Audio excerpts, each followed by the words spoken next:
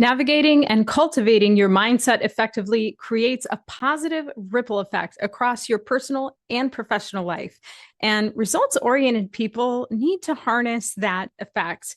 This isn't just a belief, it's a transformative approach that can redefine your journey toward success.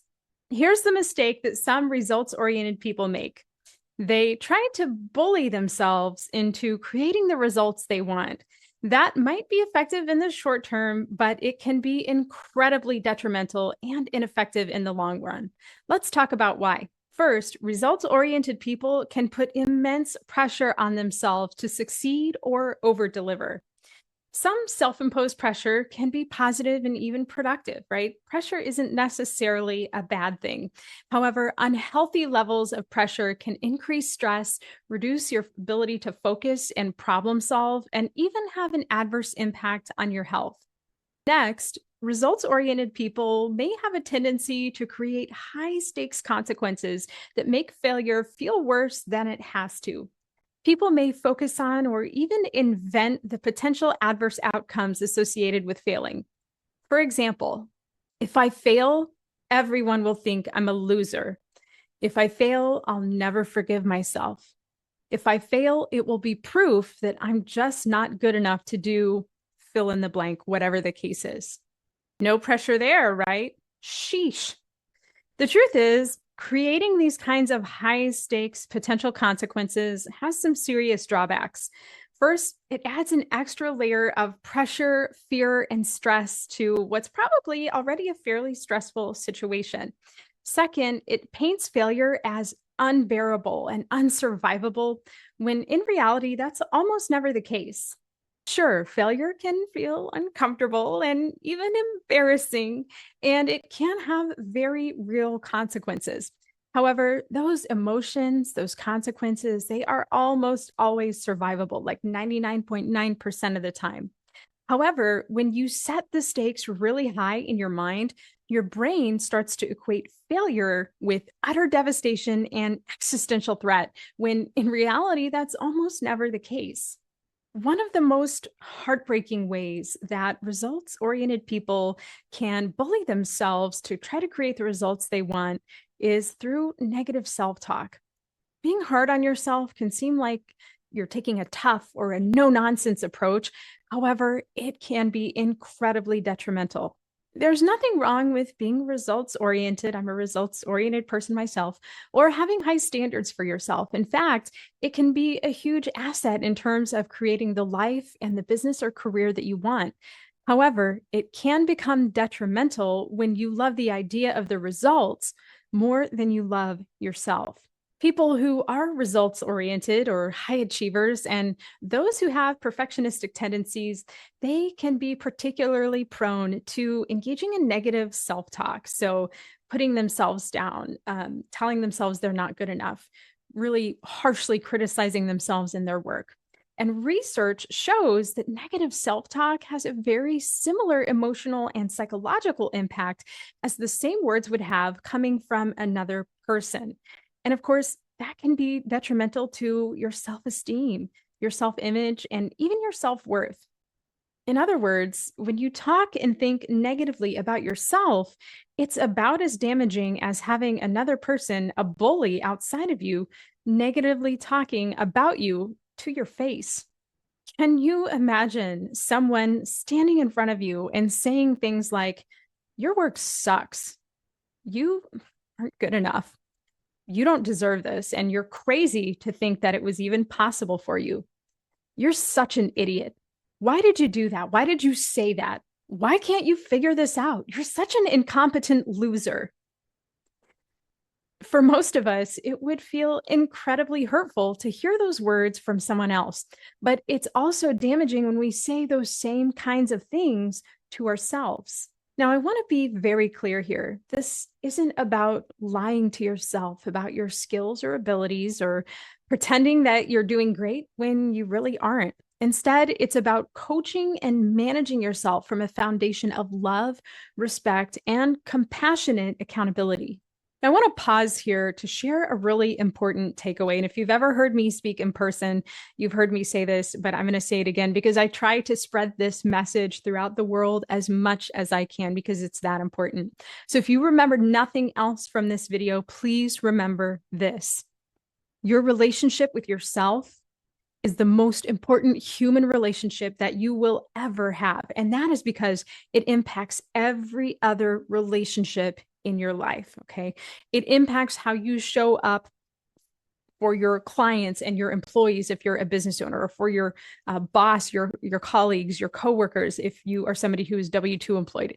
It impacts how you show up for your family. It impacts how you show up in activities and hobbies. And if you're a person of faith, it impacts how it shows up in your relationship with your higher presence. Okay. So this relationship with yourself is the most critical human relationship that you will ever have.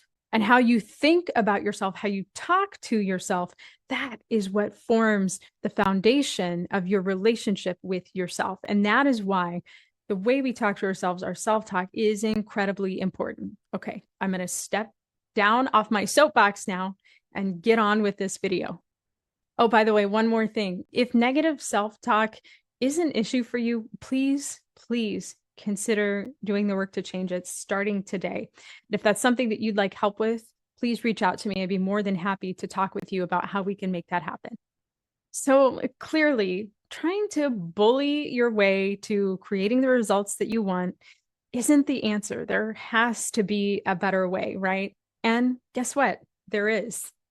I envision a future where high achieving, results oriented people won't have to bully themselves into producing the results that they want, into creating the success that they want. Instead, they'll choose to harness the power of mastering their mindset and enjoy the positive ripple effect that it creates in terms of their personal and their business success. Instead of bullying themselves, they'll learn the skills to effectively navigate the mental and emotional ups and downs of business and life.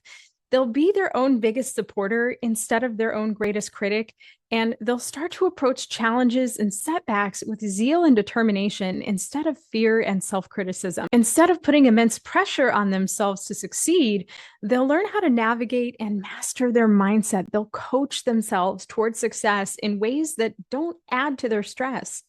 Rather than creating impossibly high stakes for themselves, they'll assess situations and take action from a place of calm, self-confidence, and a resilient mindset. And finally, instead of putting themselves down and bullying themselves, they'll learn how to coach and build themselves up. And to be honest, this shift's already happening. The move away from self-bullying and toward mindset mastery, it's already taking place. We've seen an emphasis on self-care for many years now. Thought leaders in business and wellness are increasingly recognizing the essential role that mindset and cognitive emotional management play in both their personal and their professional success. For example, online business magnate Amy Porterfield has shared how she struggled with comparison and the shifts that she was able to make in her mindset to overcome that tendency in her mind. People like Mel Robbins, Brendan Burchard, and Brene Brown frequently share their own experiences and insights around mindset and mental health, both as it relates to business and their personal lives.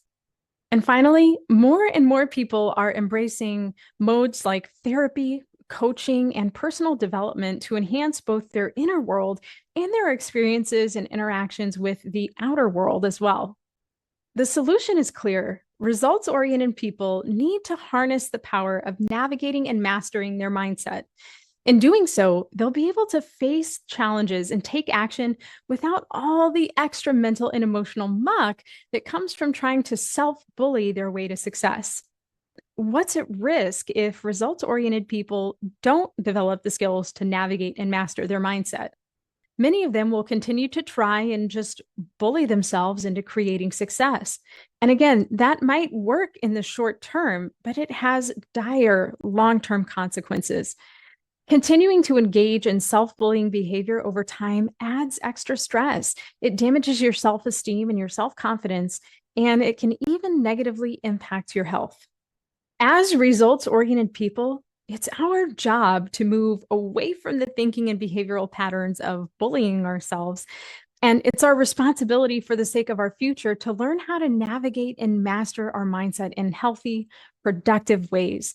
We're called to coach ourselves to become the version of ourselves that we're meant to be. That kind of change doesn't happen through bullying, putting ourselves down, or scaring ourselves into producing the results that we want. Rather, it comes from learning to build a resilient, focused mindset and coaching ourselves to the greatness that we know we are capable of deep down.